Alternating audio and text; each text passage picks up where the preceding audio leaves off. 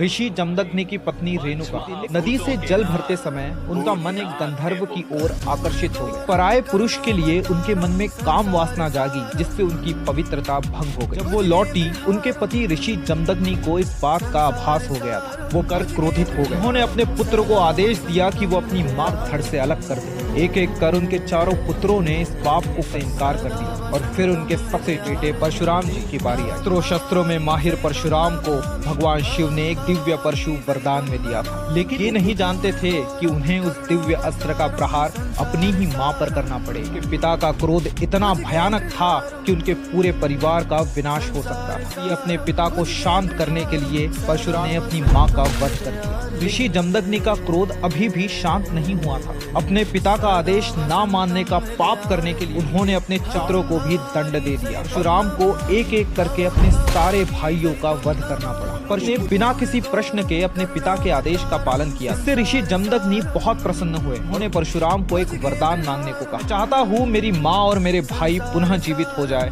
और उन्हें अपनी मृत्यु याद न रहे। जमदग्नि अपनी बात से पलट नहीं सकते थे। उन्होंने परशुराम की बात मान ली और अपनी शक्तियों से अपने परिवार को पुनः जीवित कर दिया।